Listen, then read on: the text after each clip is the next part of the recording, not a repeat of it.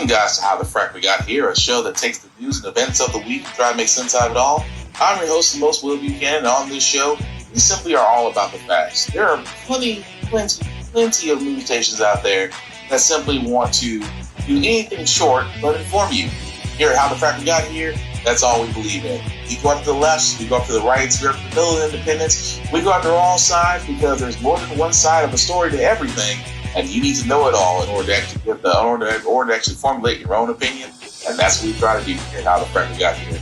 Thanks for listening, and hold on, it's gonna be fun. All right, guys. Today is date April 9th, 2022, and this is How the Frack We Got Here. I'm your host, the most Will Buchanan. On How the Frack We Got Here, we do take the events of the week and try to make sense out of it all. Before we get started, guys, let you know that we are a family-friendly podcast. At least we try to be. Sometimes words do fly. At the same time, guys, there may be things that might be shown that might be a little bit graphic for younger viewers, so viewer discretion is advised. Aside from that, welcome. So, how do we spin off this weekend? Let's spin off with some good news. By good news, it is sorely needed because as of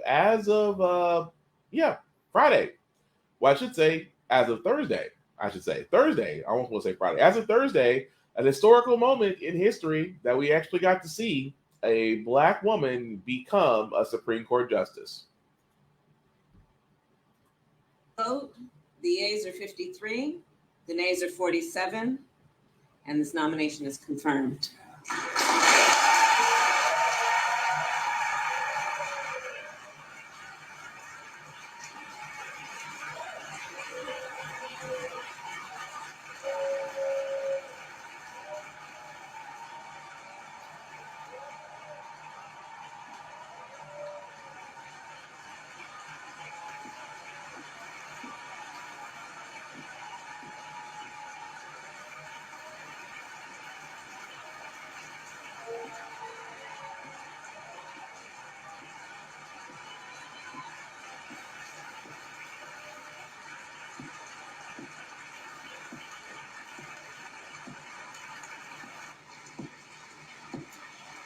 Yay, Democrats! You actually did something. Yes, the Honorable, or I should say now, Supreme Court Justice Ketanji Brown Jackson has been confirmed and will be very soon hearing cases upon the Supreme Court Justice. Needless to say, I was a little bit concerned considering the fact that Democrats have had a hard time getting stuff passed, especially with Manchin, and apparently Manchin did vote for this. All 50 Democrats voted for this, and 3 Republicans. Who knew? 3 Republicans actually broke rank from the GOP party to basically vote yes on Jackson's confirmation, and she is now going to be sworn in into Supreme Court as a Supreme Court justice. And like I said, representation matters. It always matters. It matters because not only are we breaking the glass ceiling, does this mean that, is this progress? Yes. But does more need to be done? Absolutely. Won't argue that. But just for one moment in history, we can finally sit there and say that we're finally starting to make some progress. Now, it's not a lot of progress, but progress all the same. I just find it funny that, of course, you saw in that clip that a few Republicans did walk out. Most of them, Ted Cruz, which I knew he was going to walk out. He voted no. So did Lindsey Graham. So did Tim Scott. Yes, Tim Scott of South Carolina, Senator Tim Scott, the only Black person in the GOP, voted no on Jackson's nomination, which goes to show you all Black folk ain't for all Black folks. But again, it's a wonderful time to celebrate. Very hard fought. And like I said, I'm surprised all the Democrats actually voted. Not one Democrat subsided, which again is an amazing feat. But again, Democrats need wins right now. Midterm elections are just 5 months away, and they need all the wins they can get right now to keep the Republicans from trying to win back either the House, the Senate, or both. But moving right along, guys, today I want to cover the story anyway because I told you guys what was going to happen when you get not only extreme conservatives, but also when you get religious-driven people into office. Because you guys got to remember, in Florida, where Governor DeSantis is trying to battle Disney because Disney didn't like Disney did not like his parental rights and education bill, which did get signed into law, also known as the Don't Say Gay bill. Now, keep in mind, I sat there and said, if it got passed, you will see similar bills start showing up in different states. And I wasn't wrong because it didn't take long enough, especially here in Alabama. Alabama now has sent 2 bills limiting transgender youth protections to the governor's desk. One of the bills, which requires K through 12 students to use bathrooms designated for their biological sex, included a last hour amendment just this past Thursday that critics compared it to similar legislation in Florida's Don't Say Gay bill. I've told you guys about this. Now, why does this sound familiar? Tennessee, my home state, tried this a long time ago of trying to pass a bill where they try to limit bathrooms to your biological sex, because for some odd reason, a lot of people had this fear that a man would basically identify himself as a woman, only use a woman's restroom to think of just everything short of a Law and Order SVU episode, which again, to this day, there's not a record of an incident of that. However, in Alabama, that is actually one of the bills they're going through that not only includes that, but also included an amendment where it would ban classroom discussions about sexual orientation and gender identity in elementary schools. Sound familiar? The same type of bill that was put in the Parental Education and Rights Bill that Governor DeSantis had already signed and made into law. They also put in a bill, also called SB 184, that it would make it a Class C felony for medical professionals to provide gender-affirming care such as hormone therapy, puberty blockers, and gender reassignment surgery to anybody 18 or younger. Again, sounds familiar? Sounds like Governor Abbott's bill in Texas, where he basically called it child abuse if those things were provided to anybody 18 years and younger. Again, both these bills were signed. If it was signed into law, which it hasn't been yet, it's actually heading to Governor Ivey's desk at the moment. Could face up to 10 years in prison at the most max for these laws. I keep telling you guys. I keep telling y'all, this is what they're doing. The bill, what a lot of these conservatives, really extreme conservatives and repressed individuals, confused individuals, but there's a lot of them, have figured out that you can affect things. It doesn't always have to be at the federal level. It has to be at the state level. And what you can do at the state level can be detrimental for the state. We see it in Florida. We see it in Texas. You're seeing it in Alabama. You'll see it in Tennessee. Pretty much wherever there's a heavy conservative presence, those laws will follow. And again, I'm not surprised by this. It's always the fear of the unknown. It's like, like I said before, with that Don't Say Gay bill. So a teacher, which again happened in Florida, where he sat there and told his kids, hey, I'm going to be taking some time off to get married. I'm getting married to a man. Somewhere along the lines, they said some kid went back and said they were offended to their parents that their teacher told them that they're going to be marrying a man. Kids say a lot of things, but I doubt that's one of them. On top of that, I already said it best. What about these kids who have same-sex parents? You can't really go in there for show and tell day and talk about your family and be like, oh yeah, I have 2 dads, or I have 2 moms, or I have a parent who's transgender or non-binary. To think that if a child said that, the teacher would be liable. Or if a teacher can't mention anything or try to have discussions to make these children at least more conscious of the world and the culture we live in, they'd be in violation of that law. Again, that makes no sense to me, but I keep telling y'all guys, there are these conservative groups out here that are playing chess, not checkers. Now, of course, those laws, if they were signed into law, like the Florida and Texas law, sure, lawsuits are going to pop up. Sure, they're probably going to be wind-up fights go to the Supreme Court. But we've already seen what happens with Roe versus Wade. It's a federal law that will stood the test of time that's been circumvented by an overly conservative Supreme Court. Now, of course, with Ketanji Brown Jackson joining the Supreme Court, that does mean that not only we have more than one person of color on the bench, even though Clarence Thomas, in my mind, is not really a black person, but on paper, he's a raccoon. But on paper, he's a black person. But this is the first time that we've actually had 4 women actually on the bench, but we still have an overly conservative. That overly conservative Supreme Court has led to a lot of circumventing around these laws that have withstood the test of time. We should not be surprised that the laws that Alabama's going to push through is it's honestly just the beginning of a waterfall. You don't think these other conservative states are going to be doing that? They're going to be trying every law they can to get through, and as long as they have the majority and as long as they have the governorship, then yes, unfortunately, they'll be made into law, but they will be heavily fought. Speaking of other laws that make no sense, but I got to give this credit. Another conservative staple, a Democratic governor, who vetoed this bill. As you can see there, Governor Andy Beshear actually vetoed a bill that incorporated anti-critical race theory. Now, the bill he's talking about is that they try to put that Senate Bill 1 tries to police classroom discussions on topics such as race. That pretty much what the bill is, and it says, this bill states in part that public schools shall provide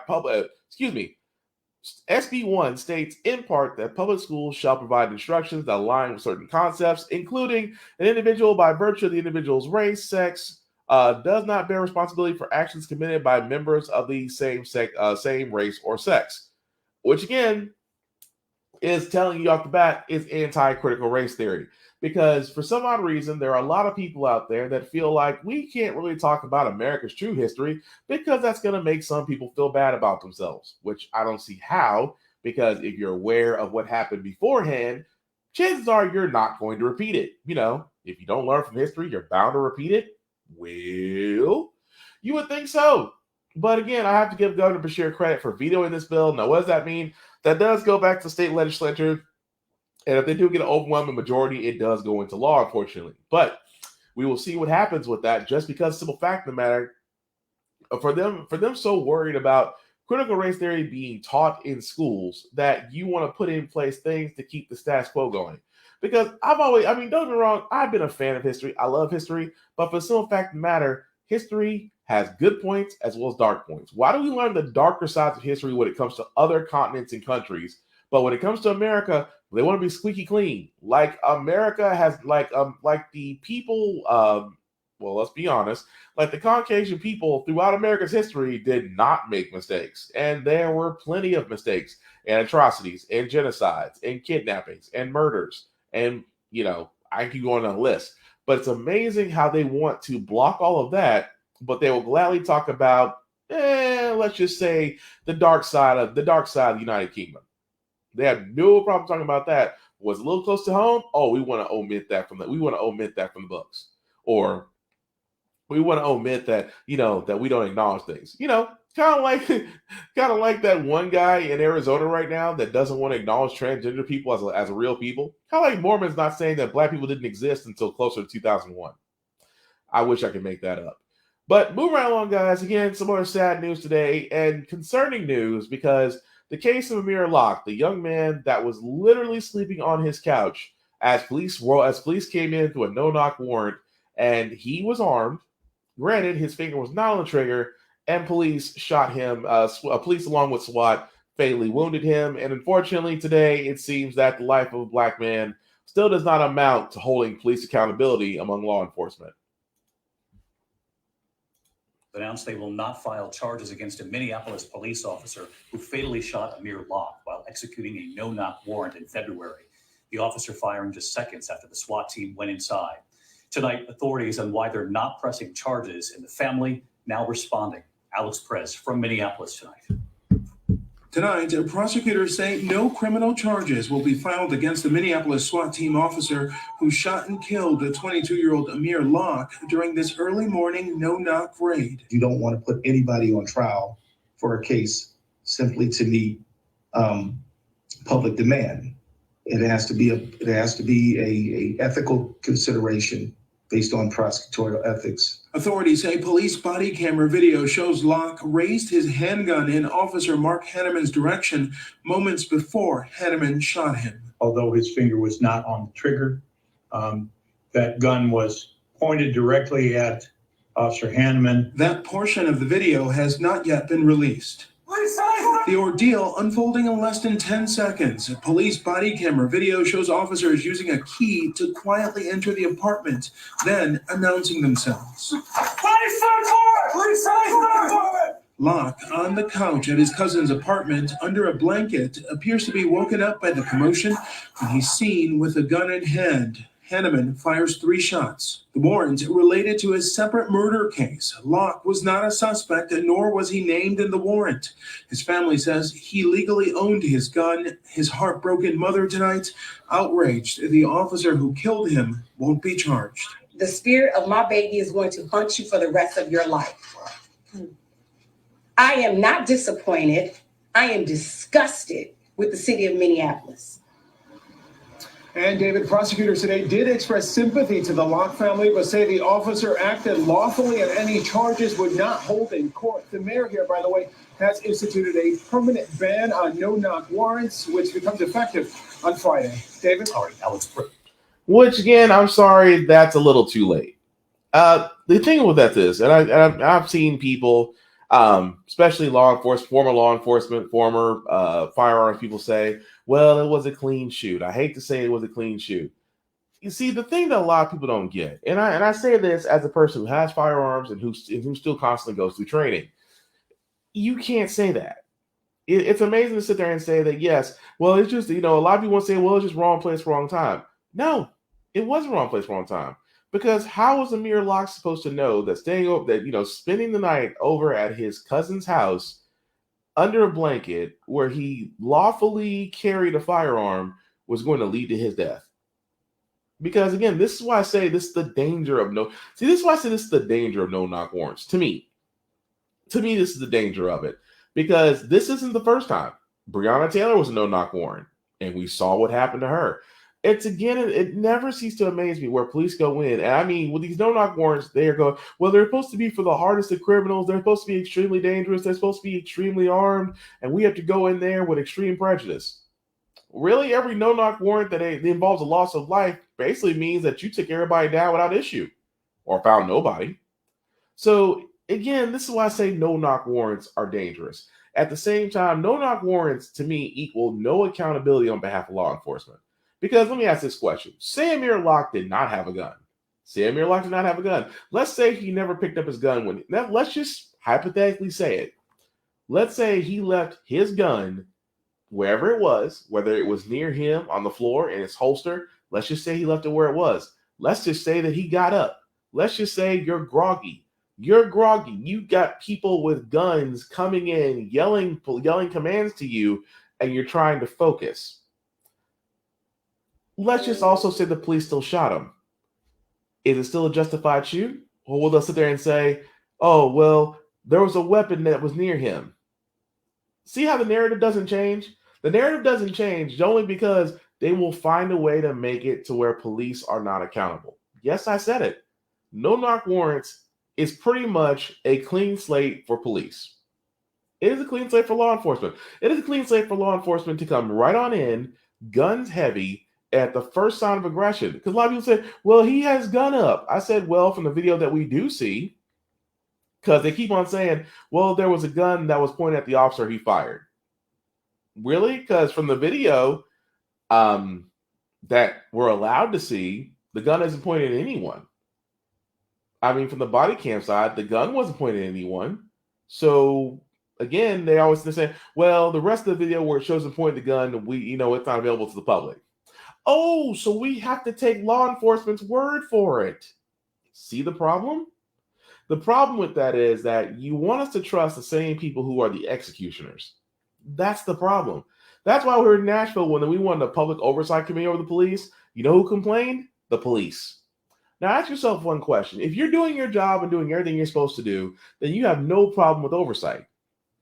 Unfortunately, here in Nashville, the Metropolitan Police Board did have a problem with oversight. Did everything they could to vote to make sure it didn't happen. Now, if you have no problem with doing your job, why should you have no problem basically answering somebody above you? And that's always been the problem with law enforcement.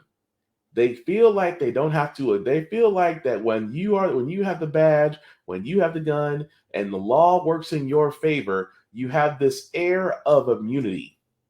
You don't owe anybody to answer to anyone. You have no accountability to anyone. Because the fact of the matter is, it's what the police are pretty much saying in the death of Amir Locke is sorry. We're sorry. That's all we can say. Nobody's gonna be fired. Nobody's gonna see jail time. Nobody's gonna see their job or job being lost or terminated. No, sorry. That's what you got from the police. That's what you got from the DA. That's what you got really from that. And again, I keep saying this all the time. The fact of the matter is just that just because the mayor has banned no-knock warrants doesn't mean that this is solved. Because again, what the problem is The problem is that when it comes to law enforcement has a clean slate. Whatever they do, as long as it's not blatant, they get a clean slate. Because I guarantee whether Amir Locke had his gun in his hand or did not have it in his hand at all, they would have still shot him. Why? Because no knock warrants give police pretty much carte blanche to do whatever they want because it's legal. So removing the no knock warrant is one thing, but there's still a problem with police and how we are treated as well, and how law enforcement treats minorities. I have been saying that. We have literally went over podcasts not even a month ago of mistreatment of those even of minorities as police officers. We've seen it. The problem is never not that, oh, well, if you want to help us with the problem, become part of the solution. No. We've seen what happens of how you treat others. So forgive me for even saying otherwise. It's a little hard to believe that, law enforcement has all the answers. They don't. It is flawed. The system is flawed. The laws are flawed. At the same time, the fact that until law enforcement is actually held for the accountability standards it should be held at, unfortunately, these stories are going to keep on happening. And yeah, I'll still say it. Fuck the police. But moving right along, guys. Again, this is, like I said before, laws these days are killing me because this was actually released as of Friday. You guys remember the plot to kidnap the Michigan governor not too long ago? That woman? Yeah, you thought it was a slam dunk, right? 4 men had conspired. 4 men had conspired to turn around and kidnap, or at worst, allegedly execute Michigan Governor Gretchen Whitmer at the time. Well, here's the messed up part about that story. Well, the trial that went on, right? Keep in mind, it's 4 men. Now, those 4 men, which shown down here, 2 of them are acquitted of all charges. The other 2 are declared mistrials because the jury is deadlocked. So aside from 1 individual that has went to jail for 6 years, the other 5 are now free men. Those 4 that you see right there, free men. 2 of them on the left have been acquitted. The 2 on the right, basically mistrials, which again, they're free men. And I say again, how? You literally admitted to kidnapping a government official. You were caught with You were caught with zip ties, bandanas. You were caught on camera of all the things that you wanted to do to said government official. And 2 people got acquitted, and 2 people walked because the jury couldn't make up their mind. How? I'm like, in my mind, I'm like, how? How is that possible? How is that possible for a case that should have been a slam dunk for all 4 of them? Because that's terrorism. It is literal terrorism. And 4 people are now walking. I have no words. I have no words. 4 people are now walking for attempting to kidnap a government official. And I'm not even going to look at the January 6th commission where we're supposed to be seeing folks in jail time and they're handing out deals. I mean, explain it. Aside from them saying that the laws are just suggestions to them and rules to the rest of us. Because I'm still trying to wrap my head around that. 4 men have attempted terrorism and 4 men will be free men very soon. I'm at a loss for words. I really am. But meanwhile, moving right along, guys, President Biden has decided, well, we're going to kick the can down the road when it comes to student loans. I wish I could make this up.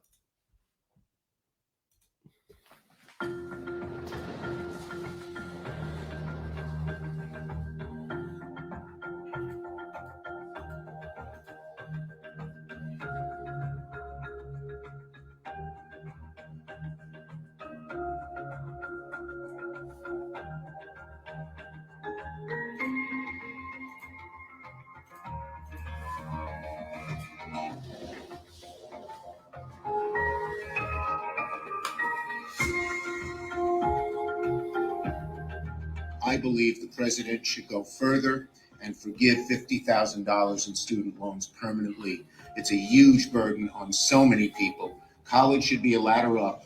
It is all too often with student debt is an anchor down.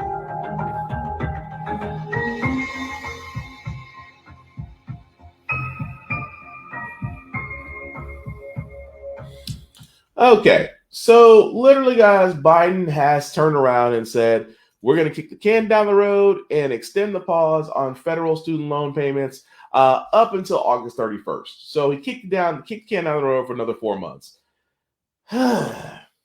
I'm going to keep saying this. If you have the ability, I'm just going to be honest with you guys. If you have the ability to literally and figuratively turn around and extend the pause on federal loan payments, if you have the ability, my thing is, and I say this all so much, why not just go ahead and forgive it? We are $1.7 trillion in student loan debt. By now, we could have forgiven it as soon as November of last year. And people are saying, well, there's no money in it. Yes, there is. Yes, there is. We have seen billions upon nearly trillions of dollars get paid out. Don't believe me? Explain to me how we're sending $14 billion in Ukraine to foreign aid. $14 billion with a B. If we can find $14 billion to send overseas to go help Ukraine fight terrorist Russia, you're going to sit there and tell me that we can't forgive $1.7 billion? $1.7 trillion in student loans? Yeah, we can. The money's there. The same money you give to Wall Street, the same money you give to the American people. But here's the kicker. You want to know why? Well, I truly believe they won't do it. Even though Biden has said he wants to forgive $10,000, I'm sorry, $10,000 is a drop in the bucket. Even though Chuck Schumer's pushing for $50,000, which again could help, but you still have people that literally still have well over somewhere between 70, almost over to over $100 in debt. This is why Elizabeth Warren and Sanders had said this. Bernie Sanders, both of them had said this. Forgive it completely, because you know why they won't forgive it? America's capitalist system runs on debt.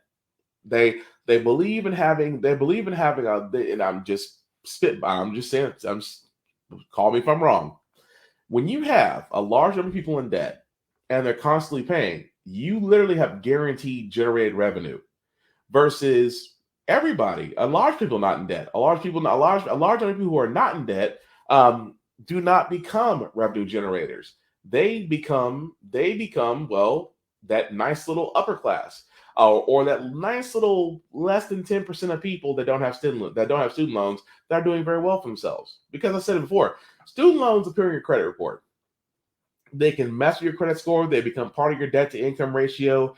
They keep people from owning homes, from owning cars, for trying to get business loans, for trying to get out front of this rubble. They try to get out from under their debt, but they don't want to move forward on this.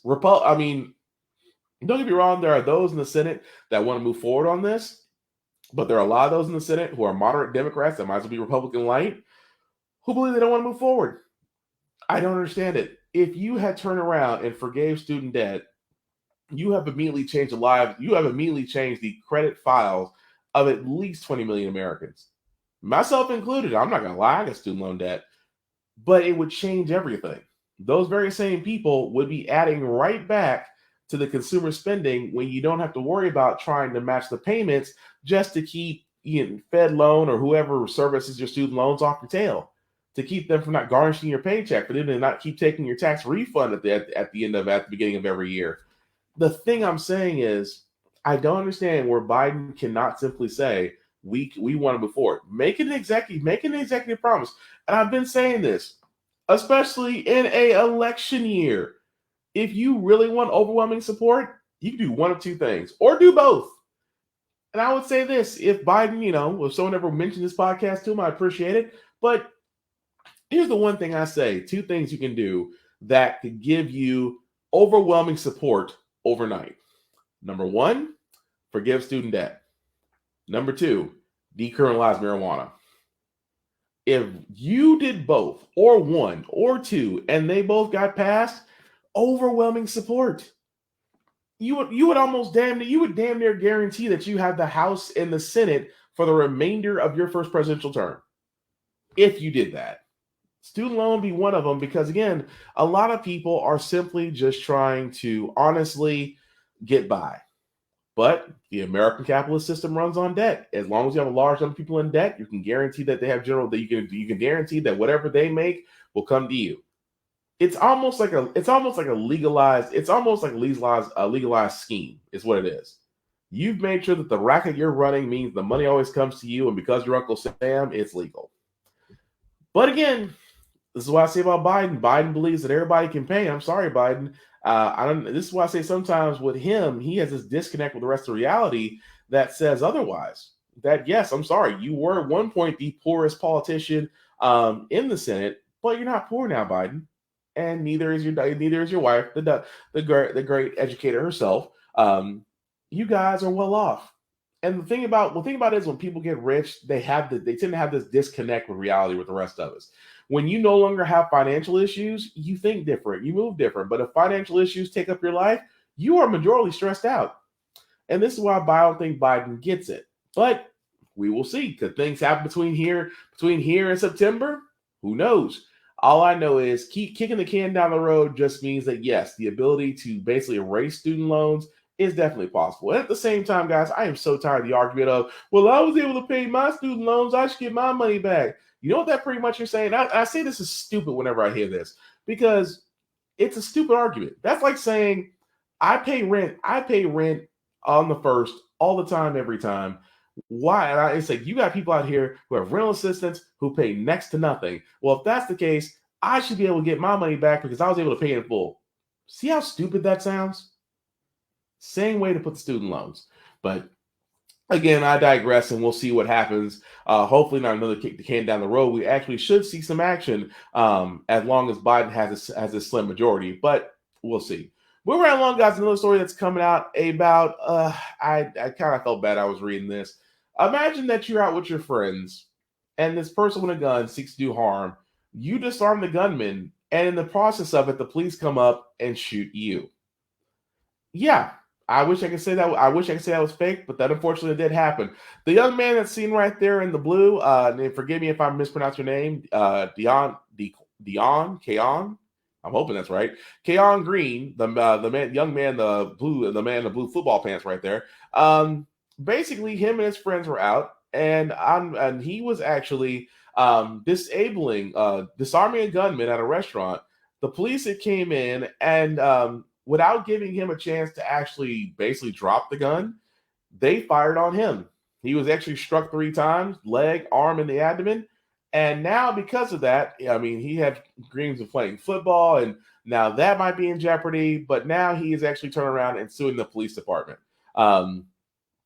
Because the simple fact of the matter is, as he said, quote unquote, they treated me like a criminal, even though I saved my friend's life. It's still surreal to me. It just hurts to know I can't play football this year. I'm going to try my hardest to make a comeback. So again, imagine, like I said before, I'm not gonna say a similar situation happened because here in Nashville we did have a man that disarmed a person that was going to a Waffle House. Unfortunately, he wasn't shot, but this is similar. I mean, this day and age, with the way gun laws things are, some people unfortunately can still get their hands on guns, and you cannot wait for law enforcement to come in and basically deter or stop the threat. I don't blame that young man for what he did. In most situations, a lot of people, they until you're in that situation, you don't know what you would do. That young man decided that he was going to protect his friends and disarm the gunman. And unfortunately, the police, and I guess before, the police in their hastiness sees a person and they immediately think he's a suspect and fire. But we will follow that story as it goes along because, again, I don't blame that young man for doing what he thought was right. I blame law enforcement for being too hasty and making assumptions. That's just me. But as you guys have probably been wondering around the pump, guys, yes, pump prices are still high. Yes, it's still a pain in the butt, especially if you have a nice little gallon tank or SUV or a truck or a tanker. But it's funny, the CEOs are brought forward before Congress to explain why the price hikes, because you guys are making record profits. Prices up $1.34 in a year. Big oil CEOs were today getting a congressional earful. It's time for the big oil companies to lower prices rather than pad your bottom line. It feels like gouging It even feels like profiteering. The CEOs all reiterated that prices are set globally, and with Russian oil under partial embargo, prices have surged. The price of oil, gasoline, and other refined products are driven by international markets. And we have no tolerance for price gouging. In Tyler, Texas, florist Julia Hassel has had to increase her delivery charge. Making multiple trips to the hospital isn't an option anymore. We try to make one trip a day. Under shareholder pressure to preserve profits, many oil companies have been reluctant to return to pre-pandemic puppy levels. Republicans blame President Biden's policies that aim to wean the country off oil and canceling the never-completed Keystone Pipeline. President Biden walked in day one with an agenda to kill American energy. President Biden should consider his own culpability for higher energy prices. Analysts say both sides may be right. Oil companies need to make a profit after a couple of poor years, and they need that higher price in order to produce more to meet the consumer's demand. With the U.S. and other countries releasing oil reserves, analysts expect pump prices could drop another 10 cents nationally over the next 2 weeks. This is no ordinary pickup basketball game. Sometimes you just want to press stop. So again, it amazes me, guys. Sorry about that. I was trying to press stop and my mouse decided didn't want to work with me. Apologies. So the big thing about this is, guys, this again, when it comes to gas, these oil companies will, they're pointing fingers. It's always funny when they go, oil companies, we don't control oil prices, but you have no problem counting the money that comes in. And like I said before, it amazes me so where oil companies, energy companies say they don't control gas, they don't control the prices. Yeah, you do. Now, granted, you may not control the cost of crude oil. That part you might be right about. That's handled by whoever you get it from, usually from OPEC or from the Saudi Arabia family across the seas. They control the cost of crude oil. You do, however, control the cost of gas. But I was saying this beforehand, guys. When it comes to these type of people, when it comes to those corporations, they can care less about people. They only answer to one group of people. To them, that's important. Their shareholders. That's it. They respond to their shareholders. Exxon, Shell, Phillips, wherever gas stations around you, Thornton's, Marathon, they all have shareholders. All those corporations all have shareholders, and they're going to literally and figuratively answer to them. And I said beforehand, even when gas was almost under $80 a barrel, but yet gas prices were still over $4 a gallon.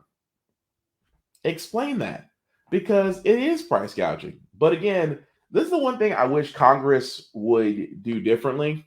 For the simple fact of the matter is, why not just do a windfall profits tax? Why not take away these subsidiaries that these corporations are collecting from the government? If they're making buku bucks, cool. Then we can tax them on their profits. You can take away their subsidiaries.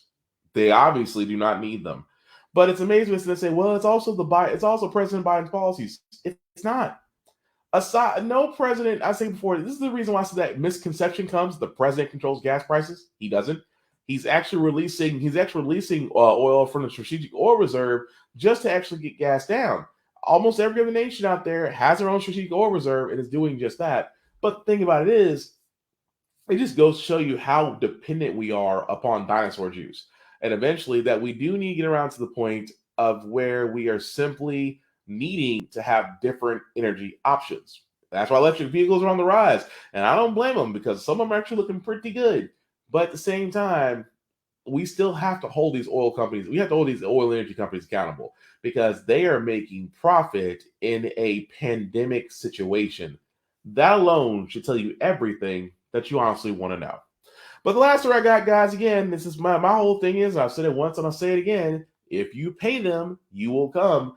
Walmart is actually offering new truck drivers $95 to $110K a year to basically be long-haul drivers. Now, keep in mind, at first, because of facing this, keep in mind, this is going back to truckers, that, because the lack of truckers out there on the road, companies are doing anything and everything to get drivers to come work for them. Walmart announced Thursday that they will be increasing the salary truckers, that they can earn their first year as much as $110,000, which is double the average national salary of a long-haul driver, is usually $56,000 a year.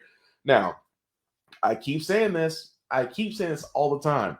The reason why that you'll usually see people talk about, well, nobody wants to work. That's not true. Everybody wants to work.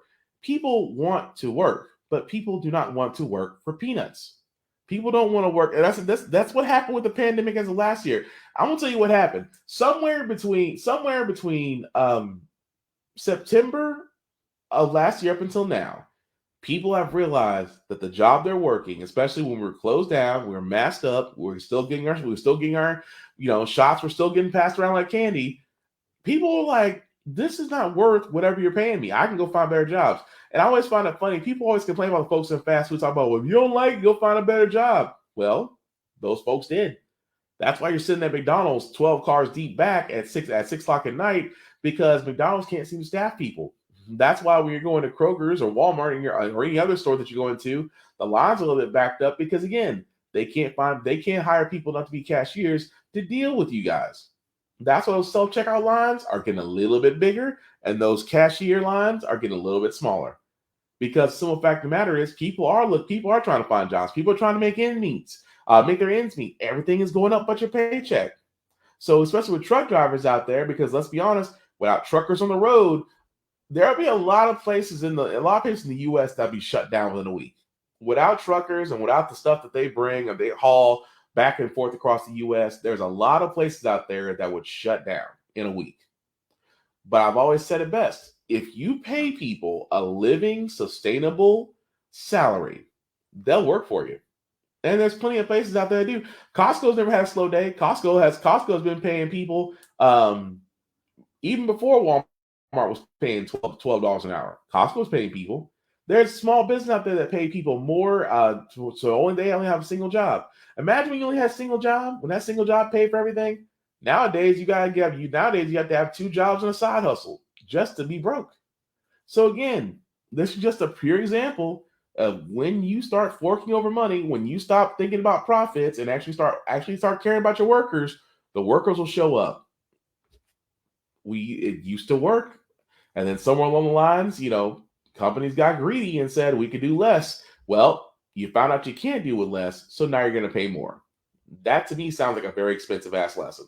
But moving right along, guys, I do want to go ahead and get to our feel good segment, because usually on How the Frack we got here, we usually cover a lot of things that are doom and gloom, sometimes make you lose your faith in humanity. But hey, it's the weekend. We try to leave you guys on some good notes, some positive vibes, and I hope these next few stories do definitely do that for you. Of course, this first story we did play on our midweek review, especially about educators and the fact that they do not get the shine, the rub, the roses, the accolades, everything that they deserve for what they do. And a couple of teachers in the story actually did get their roses.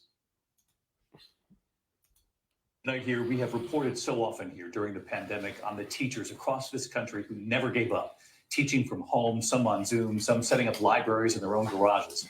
Well, tonight, back in class, but getting an unexpected knock at the door. Tonight, in every corner of the country, from Rhode Island to West Virginia to Wyoming, teachers and the surprise playing out in their schools. The hugs from their students, their fellow teachers. The $25,000 checks.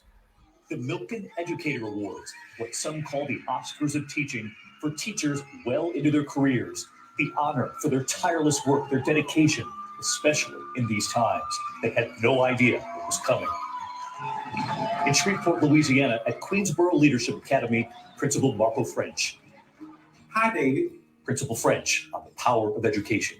We have what it takes to make those great, awesome things happen for our students and the community which we serve. Taylor Todd. In Randolph, Massachusetts, kindergarten and first grade teacher, Mrs. Taylor Todd. Hi, David. Mrs. Ty and her hope. My hope for schools, teachers, and students is to continue inspiring others during this difficult time. And tonight, it's not just their classrooms, their students, their loved ones who are celebrating them. Oprah is too. For me, listen, teachers have meant so much in my life. And what I know for sure is that as a teacher, you're creating positive ripples in the lives of your students that will continue to impact them in ways you will likely never know. And tonight here, we celebrate those teachers too, their dedication, especially in this pandemic. America strong. Now we do celebrate. And again, I thought that was pretty cool just because the fact of the matter, teachers really do not get the rub, the love, and respect that they truly deserve. And I'm just glad that a few teachers were able to definitely get that because, like I said, I have a special place in my heart for educators and all that they do. The next story, guys, is another feel-good segment because, like I said, the world could use more random acts of kindness. If you have the ability to make some person's life great, whether it's a minute, day, an hour, or lifetime, go ahead and do so. The world could use some random acts of kindness. And in this case, they wanted to basically give a basketball player their time to shine on the court. America strong. It may not be the Final Four, but one team basketball star is already a champion. It was the shot seen round the world this week. The crowd erupting as Jules Hoagland, a blind 11th grader from Michigan, makes the shot. Inspiring, but even more inspiring, the story behind it. Jules has been blind since she was 3 years old, but that doesn't stop her from doing the things she enjoys. She skis, she bowls, she runs track. When she plays basketball, she relies on teammates and friends to guide her. The tap on the backboard signaling where to shoot the basketball. With the sound, it gives me an exact location of where the hoop is, so I know where to shoot.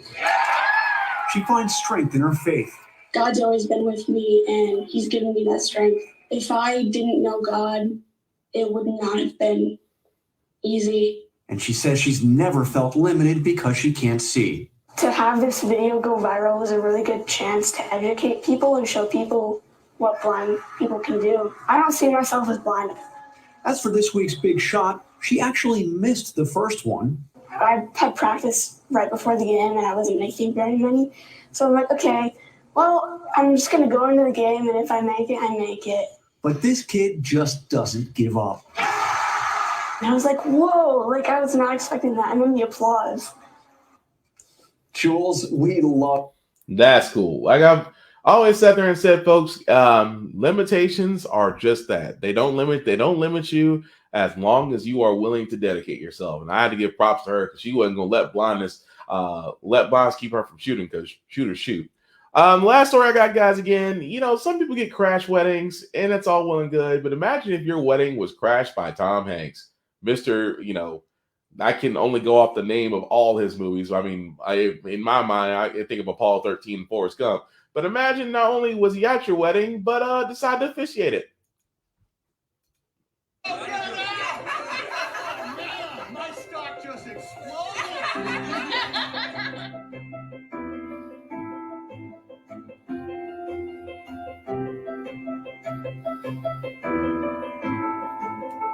I said, who is this guy getting our photos? We heard all of our family and friends say, that's Tom Hanks. Yeah. Like, what? He took off his hat and started talking, and I was like, oh my God, that's Tom Hanks. He gave us great positive love advice, and he was a very good guy. He said, just make sure you keep your love alive. I can see by looking at you guys that you guys have a lot of love, so just keep it going, work at it daily.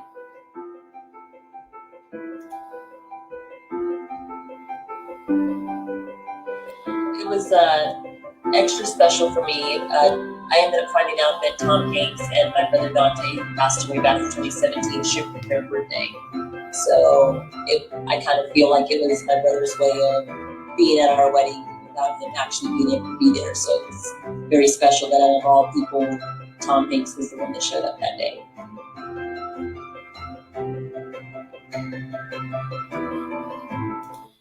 Yeah, that's always cool when you get Woody to show up. You always know. The one thing I will sit there and say is you always know how people recognize you. It's like, it's Woody. I'm like, yeah, Woody told a story for me. I've been like, it's Forrest Gump. And like I said, many of them out there. Lieutenant Dan, I brought you ice cream, Lieutenant. You know what? Let me shut up. Anyway, good for the happy couple. But anyway, before we get out of here, guys, some shameless plugging as we wrap up this podcast. I do want to first shout out my buddy Big VZA Dot, which you can find him, Devon Westwood on Facebook, Big VZA Dot on socials, where you can find his show, Smoking Trailer Sundays, every Sunday from 6:30 to 9 p.m. Of course, the REF podcast every Tuesday from 6:30 to 9 p.m. Definitely check him out. Hey, the Von Witherspoon on Facebook, and also Big BZA Dot on all socials. Shout out to RA Geek Present Geek Sound for allowing me to share my podcast on their page. There are a couple of guys that I have the pleasure of talking to every now and then. They do cover the world of pop culture and everything outside of it through an unfiltered but definitely intelligent open forum that'll leave you laughing, that'll leave you thinking, that'll just leave you wondering sometimes. Yeah, leave you wondering, because Arya has always said some crazy stuff. But very fun brother, so is Gee. But definitely check them out. Arya and Gee present Geek Salad. Now, as for yours truly, guys, my IG handle BlackBox447. You can definitely find me there, as I usually post movie, video game reviews, television shows, things of that nature, and gym stuff, because I do a couple push-ups. Also, at the same time, guys, I am all about positivity moving forward in 2022. So I do try to post things that, they're uplifting, that make you think, that push you forward. I hope to do that because we need to be more about pushing each other, uplifting each other versus tearing each other down and, everything else in the sun, because we honestly need to turn a leaf in this year and hopefully the years going forward. That also being said, guys, the link at the bottom that you're seeing there, copy and paste that in your browser will take you to my link tree that has the YouTube and Facebook groups for all of my podcasts, How the Frack Got Here, Get Bit, and of course, Offense Podcast. Definitely like and share, as you'll be able to see every podcast that we've done there thus far. Now, that being said, guys, last thing I'll say before I get out of here is please wear a mask. Please get your shots if you haven't already gotten it. Because, again, I understand the world is warming up again because old man winter ain't letting go. But spring is around the corner with Easter not coming. Well, Easter not too far off. So, guys, again, like I said, cases are going down, but we still need to be prevalent. We still need to be protected. We still need to move forward. So that way, like I said before, wear a mask when you're going out. Please get vaccinated if you already have it, because the only way we're going to beat this pandemic is if we do so together. That's all I'm saying. Last thing I'll say about the Frack Guy is all about staying informed. We're not trying to change minds, persuade individuals, or do anything of the sort. We're simply just giving you all the information, allow you to make up your own mind, but provide a logical perspective right beside it. We do a lot better in society when we're informed. We're progressive. We move forward. We try to right the wrongs of our past by making decisions now that we should have done back then, as we have seen when we elected our first Madam Vice President who is Black, as we have elected our first Supreme Court Justice who is Black and a woman, as we await the other news of electing our first Black governor to the Federal Board of Governors. We hope that happens as well. When we don't learn from history, we are doomed to repeat it. That's why we find ourselves asking, why is everything going up but our paycheck? Why are we still electing the different type of politicians with the same old game? And more importantly, we keep asking ourselves, how the frack we got here? Thank you all for watching. If you're watching this on the playback, please comment if it's live. I still want to know what you guys thought about everything we covered today. Aside from that, take care of yourselves and each other. We will all get through this.